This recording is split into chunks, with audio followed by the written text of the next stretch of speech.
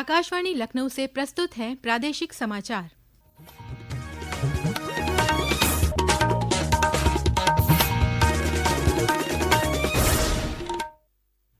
मुख्य समाचार।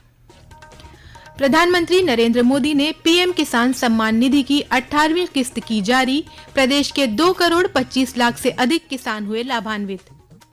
प्रदेश सरकार ने 25 जिलों में नए राजकीय नर्सिंग कॉलेज खोलने का लिया निर्णय। 20 जिलों में निर्माण शुरू। मुख्यमंत्री योगी आदित्यनाथ ने यूपी पुलिस सिपाही भर्ती परीक्षा का परिणाम अक्टूबर माह के अंत तक घोषित करने के दिए निर्देश। और अयोध्या में रामलला के दर्शन के लिए आने वाले श्रद्धालुओं के लिए बढ़ाई जाएंगी और सुविधाएं। नमस्कार, प्रदेश के समाचारों के साथ मैं तनवीर फातिमा। और अब समाचार विस्तार से। प्रधानमंत्री नरेंद्र मोदी ने आज महाराष्ट्र के वाशिम से पीएम किसान सम्मान निधि की 18वीं किस्त जारी की।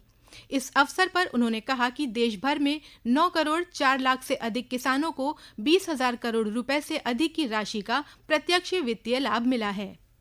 नवरात्रि के इस पावन पवित्र समय में मुझे अभी पीएम किसान सम्मान निधि की 18वीं किस्त जारी करने का अवसर मिला। देश के 9.5 करोड़ किसानों के खातों में आज 20,000 करोड़ रुपए ट्रांसफर किए गए हैं। आज कृषि, पशुपालन और किसान उत्पाद संघ एफपीओ से जुड़े सैकड़ों करोड़ रुपए के प्रोजेक्ट भी जनता को समर्पित किए गए।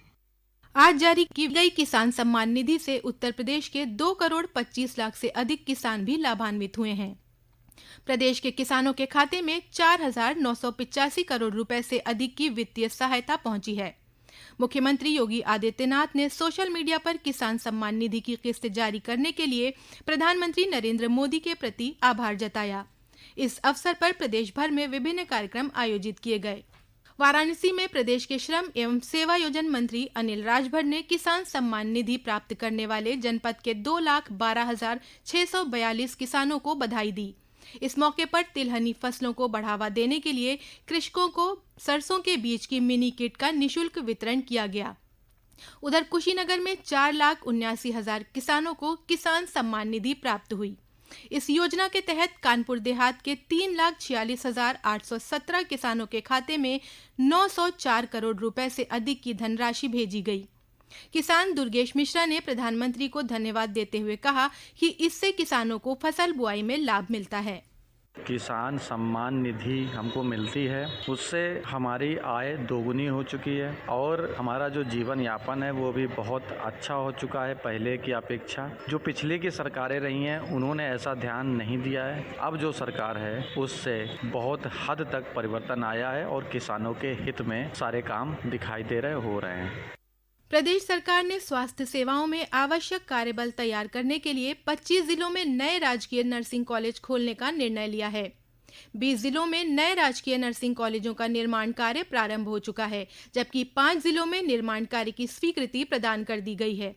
मुख्यमंत्री योगी आदित्यनाथ ने कार्यदायी संस्थाओं को कॉलेजों का निर्माण कार्य जल्द पूरा करने का निर्देश दिया है, जिससे अगले शैक्षणिक सत्र से पढ़ाई शुरू की जा सके। मुख्यमंत्री योगी आदित्यनाथ ने यूपी पुलिस में सिपाही के 60,244 पदों पर भर्ती के लिए हुई लिखित परीक्षा का परिणाम इस माह के अंत तक घोषित करने के निर्देश दिए हैं। इसके साथ ही उन्होंने पुलिस कर्मियों को भी ई पेंशन प्रणाली का लाभ देने के लिए निर्देशित किया है। कल शाम एडीजी स्तर के पुलिस अधिकारियों के साथ विशेष बैठक में मुख्यमंत्री ने पुलिस की अलग अलग इकाइयों की समीक्षा की।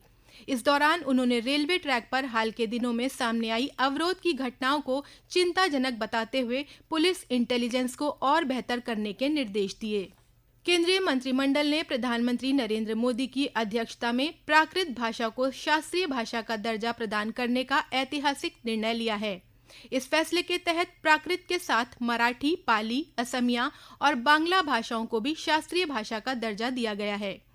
वाराणसी के संपूर्णानंद संस्कृत विश्वविद्यालय के जैन दर्शन विभाग के पूर्व विभागाध्यक्ष प्रोफेसर फूलचंद जैन ने सरकार के इस निर्णय की सराहना करते हुए कहा कि भाषाओं के संवर्धन और संरक्षण के लिए बेहतरीन कार्य किए जा रहे हैं।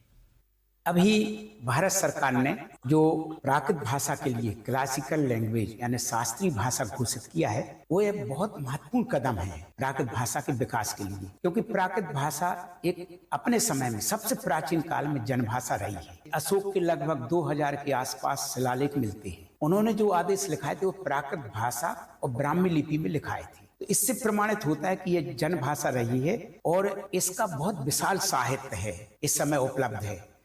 ये समाचार आप आकाशवाणी लखनऊ से सुन रहे हैं। ताज़ा समाचार जानने के लिए आप हमारी वेबसाइट newsonair.gov.in पर लॉगिन कर सकते हैं।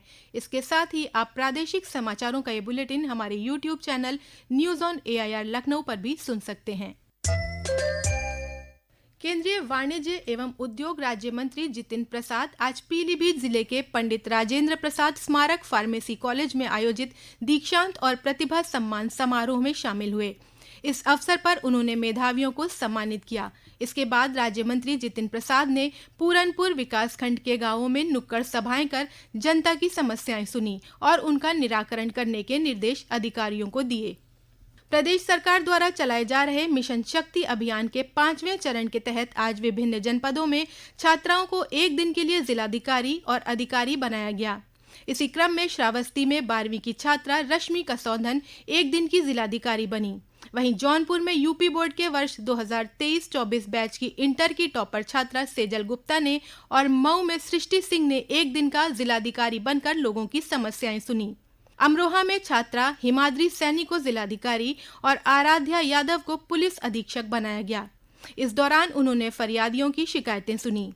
वाराणसी में बीए प्रथम वर्ष की छात्रा कुमारी संजीवनी राजेश एक दिन के लिए मुख्य विकास अधिकारी बनी, जबकि लखीमपुर खीरी में स्वतंत्रता संग्राम सेनानी परिवार की बेटी और 8वीं की छात्रा अग्रिमा धवन ने एक दिन के लिए जिलाधिकारी की कुर्सी संभाली।